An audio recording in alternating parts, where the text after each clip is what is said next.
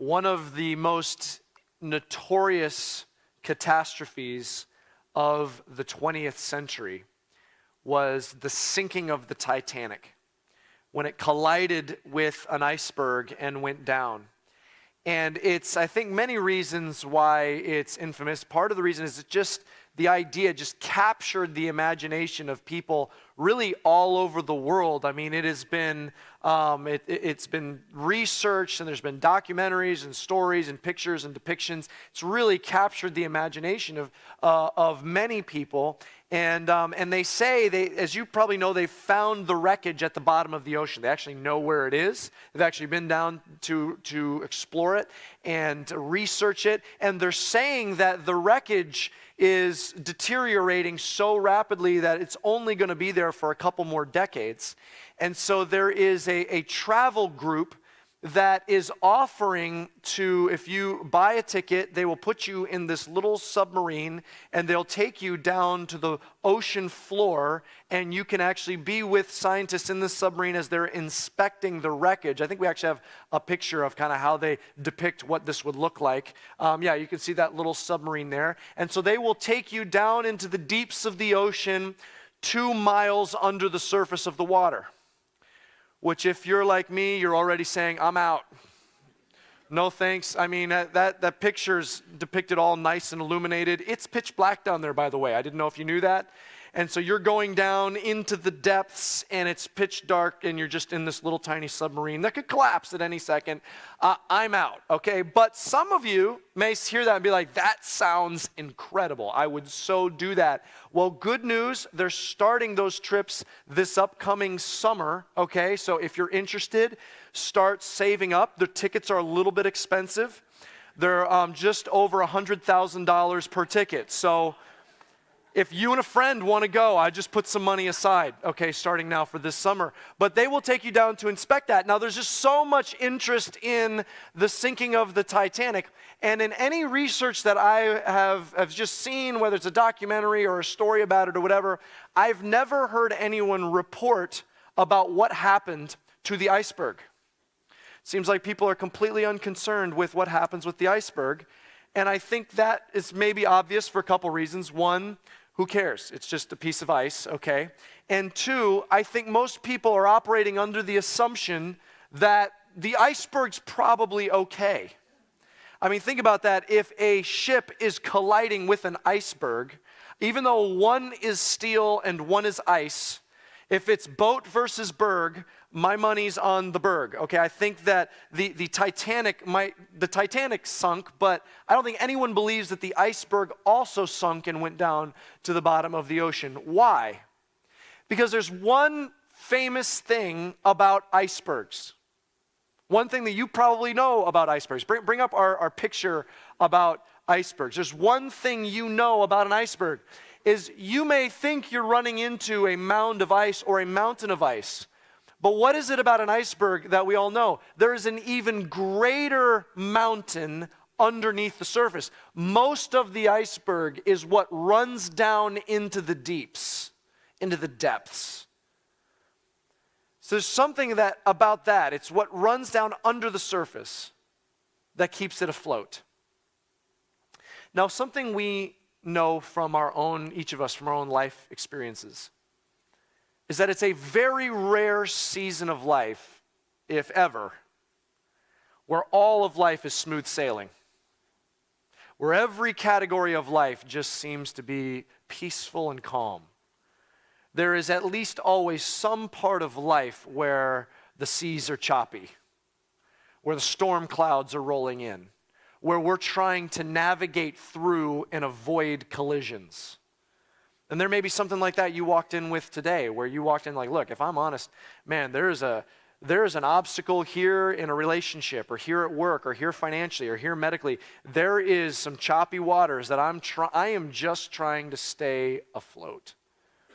Well, the premise of this series is the way to be unsinkable, the way to strengthen our faith to be unsinkable, has more to do with what goes under the surface.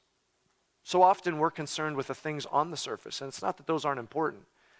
But the things that run deep in our life, our belief system, some of the deepest questions that maybe we never stop to think about, are things that in a collision, in a crisis, immediately become relevant and come to the surface. We're going to look at a story today of someone who's in the middle of a crisis. And as they're trying to avoid a collision, that part of their life that runs deep, that they would have probably thought is impractical, like not really that big of a deal, but it's part of the framework of what they believe, part of their belief system, immediately became relevant. It's what this person believed about the nature of truth itself. We're going to take a look at this story. It's in John chapter 18. If you have a Bible or Bible app, open to John chapter 18. I want to look at this together.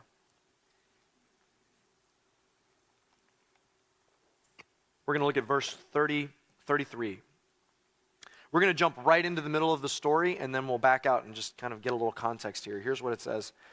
So Pilate entered his headquarters again and called Jesus and said to him, "Are you the king of the Jews?" Jesus answered, "Do you say this of your own accord, or did others say it to you about me?" Pilate answered, "Am I a Jew? Your own nation and the chief priests have delivered you over to me. What have you done?" Jesus answered, "My kingdom is not of this world. If my kingdom were of this world, my servants would have been fighting that I might not be delivered over to the Jews. But my kingdom is not from the world." Now just pause this conversation here for a second. Let's just kind of zoom out. What's going on here? Jesus is on trial. He's standing before the Roman governor of the region. The Roman emperor himself has placed Pilate in this position. Jesus was arrested the night before by the religious leaders of the day. They put him on trial, falsely accused him, passed him over to another group, and then now to Pilate. Now it is Friday morning. Within just a few hours, Jesus will be hanging on a cross. He will die on that cross on this day. And before nightfall, he will be buried in a tomb. And as you may be aware, these eyewitness accounts here in the Bible are consistent in that on the third day, these followers of Jesus who saw him dead and ran for their lives saw Jesus alive again. The tomb was empty. They saw him alive. Literally hundreds saw him alive. And they're saying, it's incredible. We saw him dead and then we saw him alive. And so what the testimony of this, of books like John and others, is that Jesus was who he claimed to be. He was not just a rabbi. He was the Messiah. More than that, he was God himself in the flesh. He was the Son of God, and he defeated death. And so in this moment, this is a critical moment. This is moments before he's sentenced to be crucified. He's standing before Pilate, and Pilate has had Jesus delivered to him, and he says by two different groups, we'll talk about that in a second, and he says, so are you the king of the Jews? Which is kind of interesting. Of all of the false accusations that have been leveled against Jesus over the last few hours, this is the one piece that's actually true. Jesus, are you the king of the Jews? But Jesus answers that a little differently than Pilate's expecting. In fact, Jesus answers it brilliantly. All he says is this coming from you, Pilate, or is this coming from someone else? Why is that just the perfect answer? Because the real answer for Pilate is, well, yes, and also no. Yes, he is the king of the Jews in that he is a direct descendant from King David. He is in David's lineage. He is an extension of the Davidic dynasty there in Israel. So yes, and also Jesus is the fulfillment of all of the promises to David. So yes, at a level that Pilate could never imagine, yes, Jesus is the king of the Jews. But there's a sense in which what Pilate is really after is, are you trying to enthrone yourself here on earth? Are you trying to overthrow the current rulers? Because these Roman governors, one of the main things they had to do is keep order, make sure there are no riots, no rebellions, no insurrections. He has to make sure he puts that down. So Jesus, are you trying to make yourself king? So when Jesus says, did someone else ask you this? He's avoiding that question. Then he goes on to say, look, Pilate, what you need to know is my kingdom is not of this world. He says, if it was, my followers would be trying to break down your house right now to free me. He says, do you see any of my armies outside trying to overthrow any governments? See, what Jesus knows is that his army is in heaven. The heavenly armies who are restraining themselves because they know that Jesus is fulfilling his purpose. So what Pilate has said, so this is an interesting conversation. We stopped right in the middle, and before we go on, we've got to look at what Pilate's context is that he's dealing with, because Pilate is in a very precarious situation right at this moment. There's an angry mob outside that just wants Jesus dead. If you notice what Pilate said is, he said, your people and your chief priests delivered you to me. Jesus has already gone through two groups. First, let's talk about the religious elite that carry a lot of power in Jerusalem. It's what's called the Sanhedrin, the Pharisees and the Sadducees. These two groups are constantly at war with each other within the Sanhedrin. They disagree on how to interpret the Old Testament, and so they're always trying to get power over each other, but in this one moment, their purposes have aligned. They're unified. They're unified about wanting Jesus dead, which is terribly ironic. Because here's these religious leaders who spend their lives trying to interpret and debating about the interpretation of the Old Testament, and they are together unified to see the one that all the Old Testament points to. They want him dead. They spend their lives interpreting the Old Testament, and the interpretive key to the Old Testament, they want executed. The Sanhedrin had Jesus arrested, falsely accused, then they send him to Herod. Herod is also a ruler that Pilate has to deal with in the region, and he comes from a long line of Herods. He's part of what's known as the Herodian dynasty. This particular family, this particular dynasty is notorious for their political maneuvering. In fact, this current Herod that Jesus had just met with, his grandfather, Herod the Great, who was alive when Jesus was born, he actually had two of his own sons executed because he was paranoid that they were going to try and overthrow him. The current Herod that Jesus just met with, the one that's referred to in this passage, the current Herod actually stole the wife of one of his relatives and banished his other wife, which got him in all kinds of hot water. And he eventually has a new emperor in Rome that banishes that Herod, and the insinuation in history is that that emperor actually ends up having Herod executed in banishment, in exile. But that's not who Pilate's really worried about. He's got to deal with those two groups. He's really worried about the fact that he's got Rome at his back. He's appointed by the emperor, and I want you to think about what you know about Roman politics. You've got generals, emperors, senators that are literally waiting for an opportunity to actually literally stab each other in the back.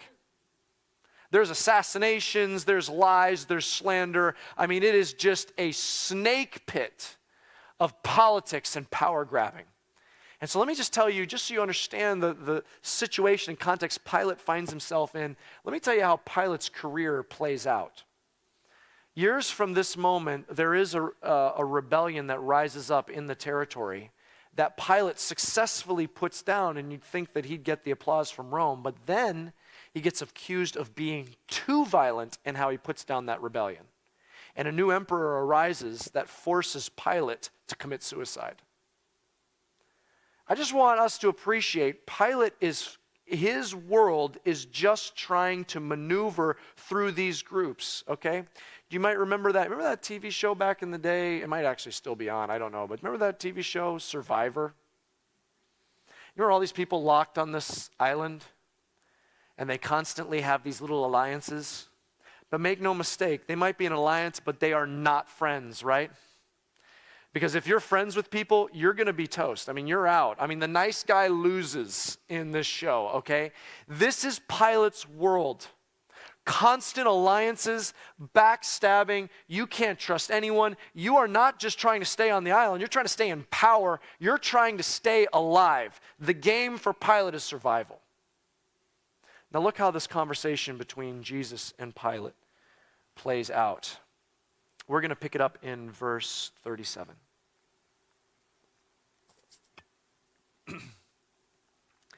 Then Pilate said to him, "So you are a king?" Jesus answered, "You say that I am a king. For this purpose I was born, for this purpose I was born, and for this purpose I have come into the world, to bear witness to the truth. Everyone who is of the truth listens to my voice." Pilate said to him, "What is truth?"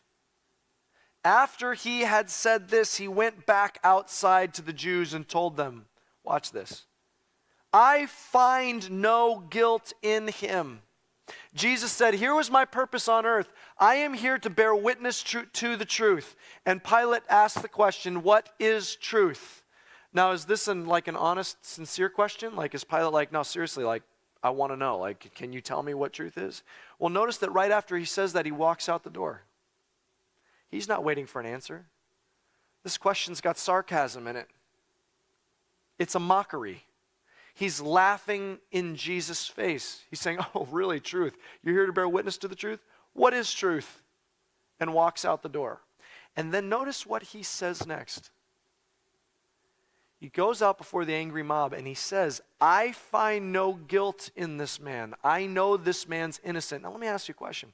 Why is Pilate walking out and saying that to the angry crowd? If he knows the man's innocent, he's talking to the wrong group. Tell Jesus, "Hey man, I find you innocent, you're free." And then walk out to the crowd and say, "Hey guys, sorry to disappoint you. The man is clearly innocent. I don't know what you're talking about, but I let him go." He's not let him go. What does that mean? He knows he's innocent, but he's walking out. Why? He's walking out to negotiate. He doesn't care that he's literally actually innocent. He's walking out to have a conversation. He's walking out to maneuver. Here's what Pilate, he's in this moment of crisis, what runs deep in his life, his belief system down deep in his life is being revealed. He actually states it and then demonstrates it. He says, "What is truth?" And then he demonstrates that he doesn't really care that much about truth. He cares more about survival. He looks in Jesus' face and says, "Truth? Listen, Rabbi, you might go around studying the Torah or whatever, but in my position, I don't have the luxury of truth. For me, you want to know what my truth is, Jesus? My truth is survival.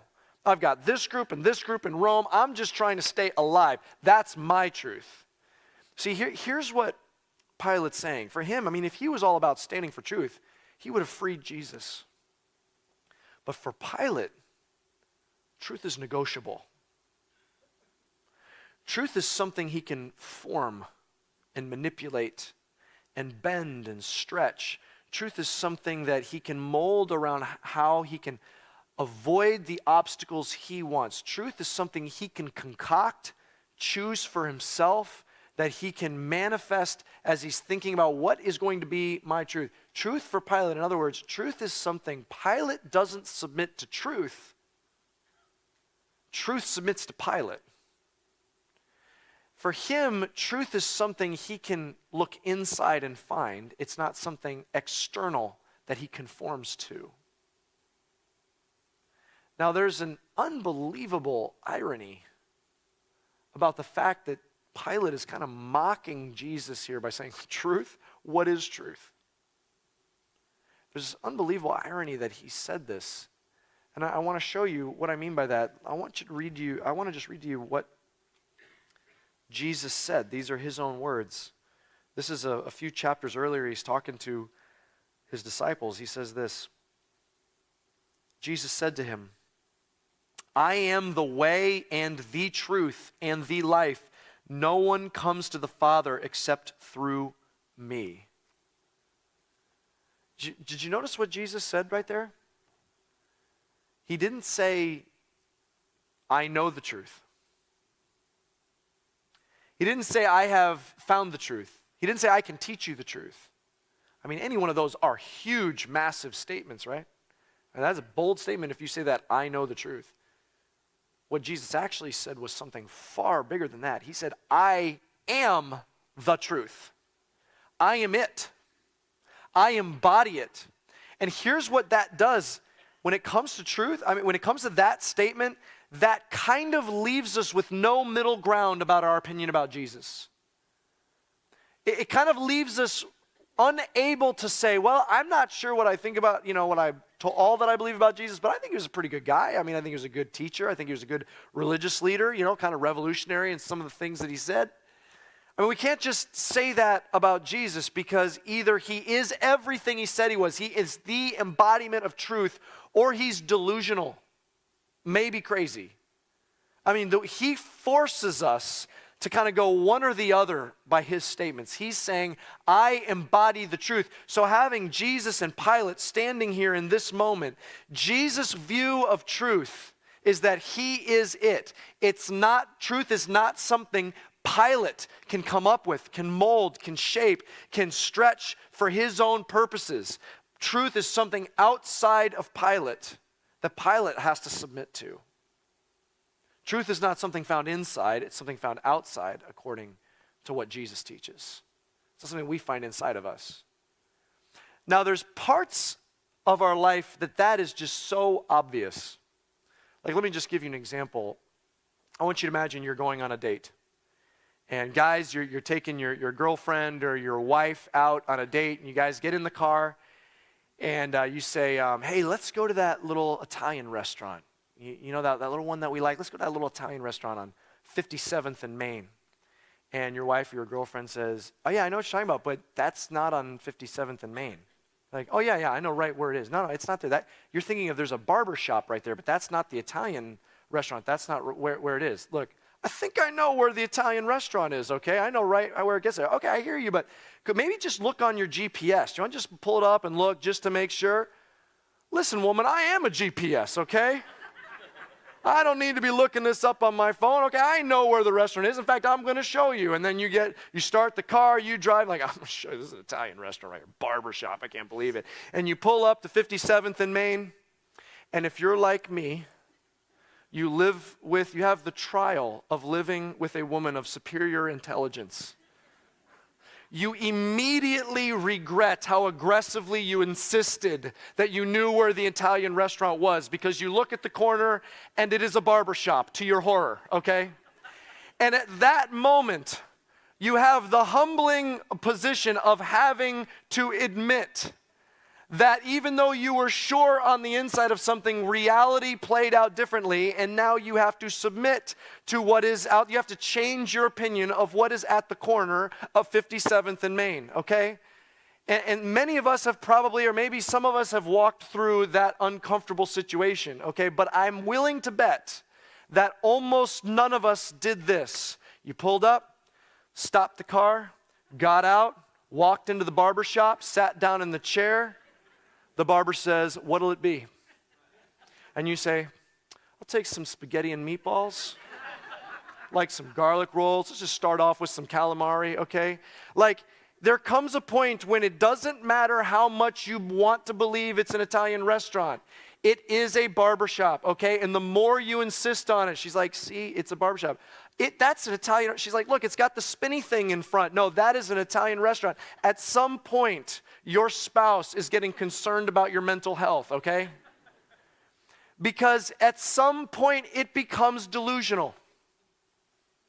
Here's what we know, like, there is truth and there is reality, and it doesn't matter how much we want to believe something. At some point, we collide with the reality, and we have to conform what is inside. We have to submit what we wanted to believe. We have to surrender that to the reality that is. But there's a whole part of our life, and there's a whole movement in our culture that insists on exactly the opposite.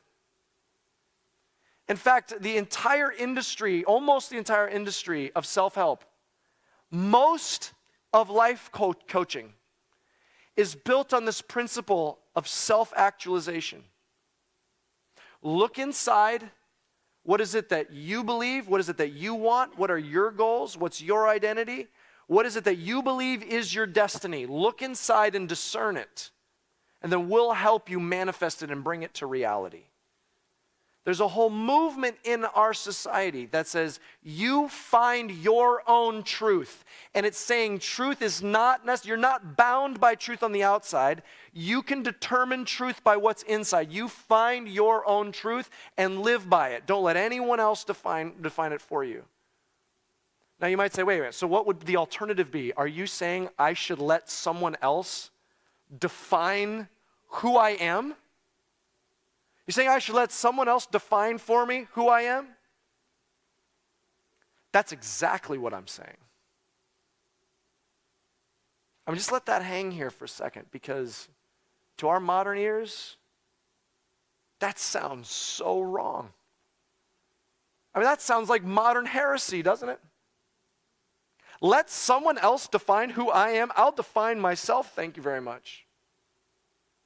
I'm not going to let someone else define me for who I am. That would be total heresy. But that's exactly what I'm saying. And I'm not saying let anyone, I'm saying there's one. Not your spouse, not your boyfriend or girlfriend, not your parents, not your friends, not a coach, not a leader, not a mentor, not a church. Not you, but the one who made you. I mean, isn't there a little bit of logic to that the one who invented me and created me would have the right to define me and maybe the best perspective and the best insight into defining who I am? In fact, when I'm thinking about life, I'm thinking about how precious this life is. I mean, how much do I really, I know what's inside of me. I know that there's brokenness inside of me. I know that there's times I'm wrong. I know that there's ways in which I'm either insecure or self-centered or prideful. Like, no one would say they're perfect. I mean, really, how much do I trust myself with something so precious as life? I mean, doesn't it make more sense to put it in the hands of the one who made me? Yeah, but man, if I do that, I mean, it's just, that sounds so like confining, restraining. I mean, it sounds like I just feel like I'm handcuffed. I can't determine what I want for my life. That just sounds like I'd be in a straitjacket. But listen to what Jesus said. I want to read you one more thing that Jesus said. Here's his words. So Jesus said to the Jews who had believed him, "If you abide in my word, you are truly my disciples, and you will know the truth, and the truth will set you," what does that say? Free. Jesus is saying, I'm not trying to restrain you and confine you. I'm trying to free you. He says, when a crisis stirs up in your life, when something's threatening to sink you, and all we have to go back to is what we can find inside, the brokenness inside, the uncertainty inside, the insecurity inside, the pride and selfishness inside. If that is all I have to lean on, I'm going to get stuck in the same broken patterns I find myself in. And Jesus is saying, I'm trying to break you out. I'm trying to give you something more firm for you to anchor your life to, the real truth. See, here's what Jesus is saying. Pilate's saying, what is truth? And Jesus standing before him is modeling that truth is not a what? Truth is a who. He is the truth. If there's one thing to walk out of this text, if you're taking notes, write this down. If there's one thing that you can walk out of the text knowing about truth, truth is someone to surrender to. It's Jesus, and we surrender to him. I don't know what kind of choppy waters are starting to get stirred up in your life as you came in here today. Maybe it's a relational collision that you're trying to avoid or dealing with. Maybe you're dating someone and you've been dating them for a long time, but it just started to get rocky. And now you've got questions. You're saying, man, am I supposed to be with this person? Is this the person that I'm meant for? I don't know, because there's things that feel like I am supposed to be there. There's things that I'm not supposed to be there. And here's what the world tells us to do. It says, just look inside your heart and you'll know. Look inside. What do you feel is right? What feels right to you? Can I plead with you? Don't look inside. Look to Jesus. What does Jesus want for you? Please. Look to your Creator, the worker of miracles, the one sustaining the universe, the one who loves you more than you can imagine. Can you look to Him? How about maybe you're navigating through the choppy waters of brokenness in your marriage? Do you know what our world says about love? Our world's view of love. How do I know if I'm in love? Well, I just never felt like this before. I mean, I can't eat, I can't sleep. I just think about this person all the time. Our world defines love by the most unpredictable, fickle part of our lives, our emotions. And we feel like if those emotions spike enough, I must be in love. And so we operate as a culture with this view of love because we look inside to just see if we feel like we're in love. And so we operate with this view of love as if it's something we fall into and something we fall out of, and we can't help it. And so some marriages come to this point where they say, man, I feel different now. I must have fallen out of love. Please don't look inside. Look to Jesus. He is the truth. Do you know what Jesus said about love? He said, I'll tell you exactly. It's not a mystery. I will tell you what love is. He says, love is laying your life down and sacrificing it for another. Can you let Jesus' truth for marriage be released in your marriage? And watch what He does with that. Please look to Jesus. He is the truth. Truth is not found inside.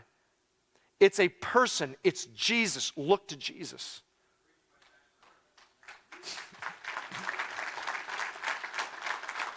Maybe the crisis that's brewing in your life is one that's at work. And maybe right now it's a coworker or a boss or a mentor or just an industry, and you're at a crossroads. You're facing a collision where you say, look, if I'm going to get ahead, then what I'm being told is I've got to fudge the numbers here. I've got to cut corners here. I've got to maneuver this way. I can't be completely honest here. And so that's what the industry is. I mean, if I'm going to get ahead, that's what I got to do. And it's just not as simple as I know what the Bible is saying. What Jesus' word is telling me is that I need to operate with integrity. And so you're deciding, well, what do I feel? And so you're saying, what am I going to do? Well, I feel like I'm supposed to be successful. I feel like I'm supposed to advance. And so we go with what feels right. I feel like this is going to be okay. I feel like God's okay with it. And so we go with truth inside. This is okay for me. I'm going to define my own truth. Please don't look for truth inside. Look to Jesus and conform what's inside to Jesus. Maybe what's happening in your life is you're processing through your life goals and your dreams and your plans for your life. And you're saying, look, I've got these dreams. And what I'm being told is, man, don't give up on your dreams for your life. These are your goals and you can do it. But you know what I want? I've got one life. I've got one life to give. I want far more than anything that I can dream for myself. I want God's dream for my life. I want what He's got planned for my life. I want far more than what I can accomplish. I want the miracles that He can do through me. You know what, church, I want for us as a church is not us walking out of these walls and going into the city and us just accomplishing what we can accomplish. What I dream about is what God can do when He is moving with miraculous power through each one of us here in the city. That's when we are going to see something that we never even imagined. Don't settle for the truth inside. Desire a bigger truth, the truth that is outside of you, the truth that is a person. It's Jesus Christ. Run to that truth and conform what is inside. Your thoughts, your feelings, your beliefs, your dreams, your goals, your actions, your relationships, every part of you conform it to the truth that is the person of Jesus. And you say, look, man, you can imagine that that's a pretty big ask. Give it all up for Jesus? I mean, why would I trust Jesus with all of that? Let me just read you how the story plays out. I'm going to close with this. This is John 18:39. Here's what Pilate says next to the angry crowd. But you have a custom that I should release one man for you at the Passover. So do you want me to release to you the King of the Jews? And they cried out again, not this man, but Barabbas. Now Barabbas was a robber. See, what we learn from other contexts about this story is Barabbas was a pretty notorious guy. He wasn't just a robber, as it says here. It says he was also a murderer. He was a thief. He was an insurrectionist. You know, the things that Jesus was being accused of. And so I want you to see this scene. You've got Pilate. He's got two men that are being discussed with this crowd. On one hand, you've got this murdering, rebellious thief. And on the other hand, you have someone who's completely innocent, and Pilate knows it. But what makes this even more interesting is the name Barabbas, because his name's meaning is really profound for this moment. His name, Bar-Abbas. Bar means son, like as in bar mitzvah. And Abbas means father, like Abba.